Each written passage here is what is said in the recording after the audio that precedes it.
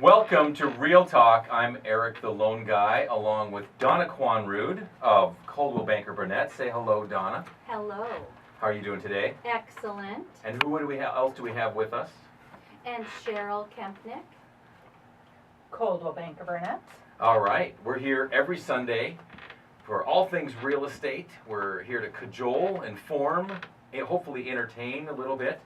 Every Sunday at 6 o'clock, Real Talk Twin Cities helps you out with all things real estate. You can get a hold of us at our website, realtalktwincities.com. Today we have a lot of things on tap that could benefit you, so stick around and listen. We have Elise Jensen with Azure Wealth Management with some financial tips.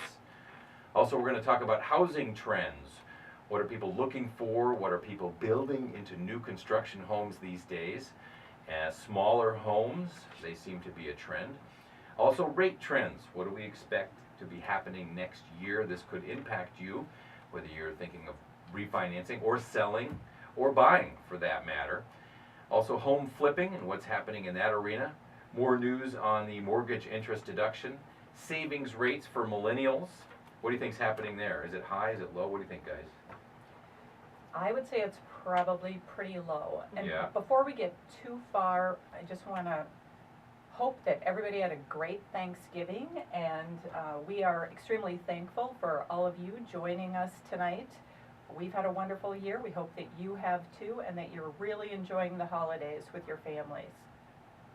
And hopefully you've gotten over your L-tryptophan induced nappage. We're starting our diets tomorrow. That's right. That's right. We need to. It's always tomorrow. That works for me. Put it off another day. And Cheryl, I see that you've got some interesting statistics there in front of you regarding $1 million home sales. Yeah, I took a look at what was happening this month so far in November. We've had 23 closed sales over $1 million, and 5 of those were in Minneapolis, 3 in Edina, and no surprise, once again, none in St. Paul. And the most expensive home that sold this month was $3.5 million on Lake of the Isles. And there were actually 2 condos that sold over $1 million. One at Phoenix on the River for $2.2 million, 5,900 square feet, 3 bedrooms, 3 baths, and believe it or not, for $2.2 million, it's unfinished. And then the other condominium at the Ivy, $1.5 million, 3,200 square foot condo.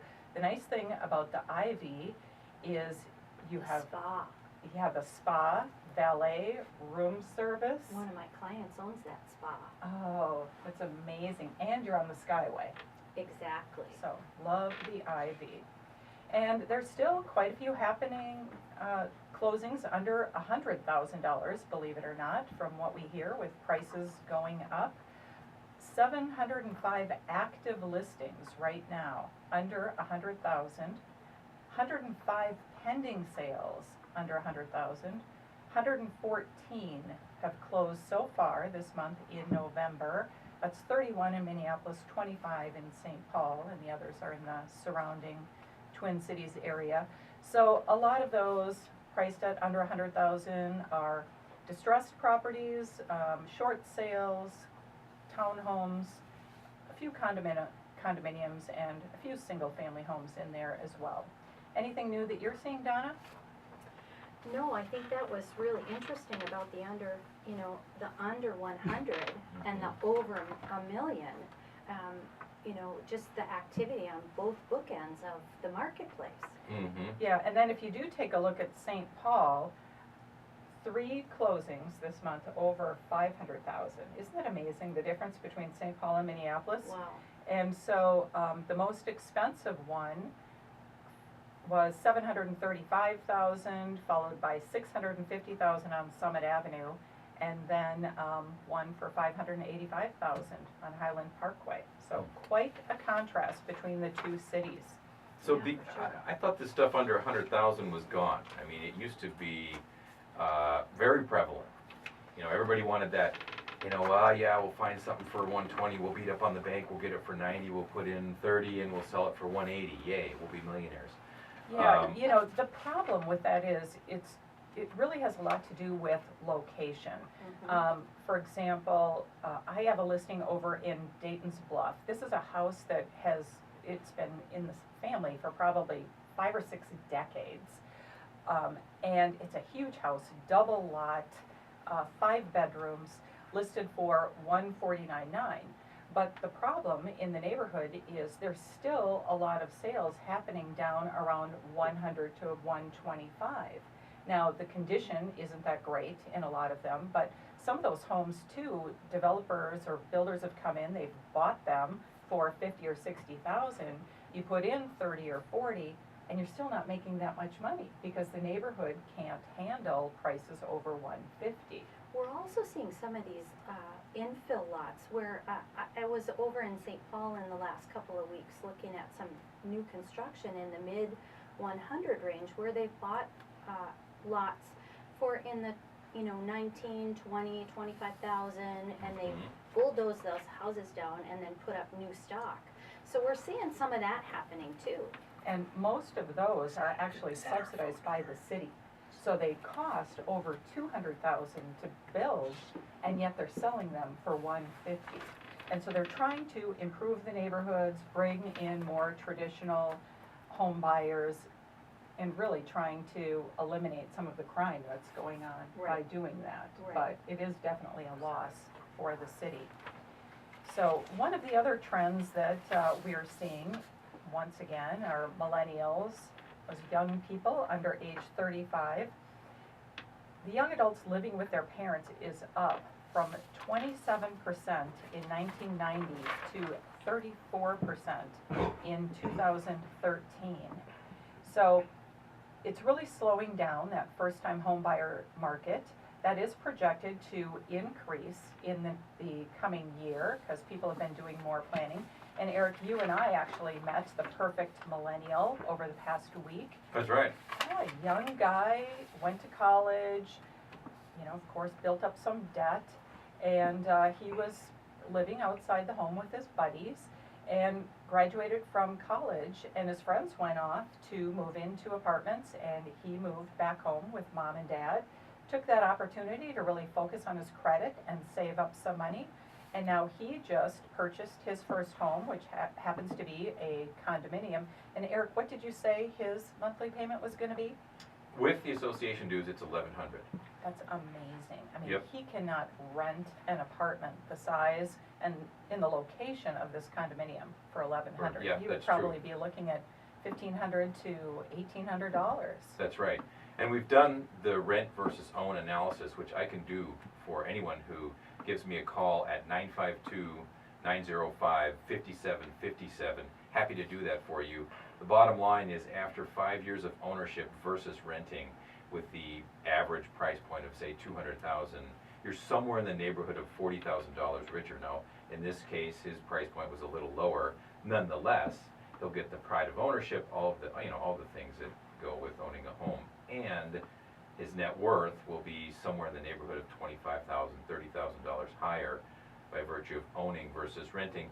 A lot now. Just prior, we were talking about the $100,000 homes, and what I've found, especially with first-time homebuyers, have this notion of, and well, anybody for that matter, but somehow I'm going to find the deal of the century. It's got to be a little beat up. And what do you guys think about that? I mean, versus find, because you just mentioned a place for $149. I know one thing you can do to help in that scenario is a market analysis, right, Cheryl? Correct. And whenever we're working with a buyer, I mean, that's the first thing you want to do as a buyer's representative is go through and analyze what are the other homes selling for in the neighborhood and make sure that your client isn't going to be paying too much. And there are additional securities beyond that, especially if you're getting a loan, because the appraiser is also going to go through and give their valuation. So, you really have to take a look at how much work does a property need and what is that going to cost, and then compare that to buying a property that doesn't need as much work. And in a lot of cases, you're better off to skip that distressed home and just move into a property. There's going to be more peace. or Right. time. I see a lot of first-time home Right. buyers too, that still, you know, they're, the millennials, they love to gather with their friends. So I see a lot of them purchasing a first-time home and then renting out a room or two to their buddies or, you Yep. know, a roommate to help with the cash flow. And, you know, maybe they didn't have as much student loan debt and they know their friends can only afford maybe $300 a month, and so they're helping their friends out. And so everybody wins in that situation. We see that quite a bit. Yep, yep. But the market analysis, how can they get a hold of you for that, and just to, you know, find out if it's worth doing this rehab idea? Or maybe, you know what, instead of buying something for 90 and putting in 30, buy something for 120. Yeah, absolutely. If you really want to receive some great representation, excellent advice in investing in your first home, in your move-up home, or downsizing, please contact us at 612-735-0553. That's 612-735-0553. Or you can reach us at realtalktwincities.com. That's right, and that's where our millennial got a hold of us, and he's putting 5% down on a modestly priced condo. And the other thing about the condo is the location that he is getting. You know, he's right on the park, he's on the Skyway, he's got heated indoor parking. It's just really a great value for him all the way around.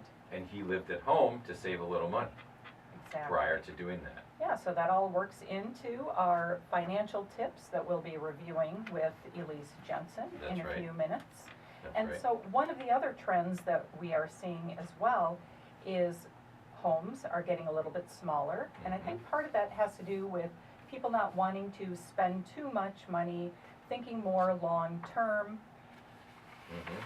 And affordability too. I think some of the national builders we're seeing them put in mother-in-law type apartment into these homes, and that really helps, I think, with keeping the costs down if you can make that home a little bit smaller. Right, or rent it out for a while, and then when need be, it can serve as a mother-in-law suite. All of these things, you can catch up with us on our website, realtalktwincities.com. I'm Eric, the loan guy, Eric with Bell Mortgage, along with Cheryl and Donna, Coldwell Banker Burnet. We'll be right back on Real Talk Twin Cities, AM 1280, The Patriot.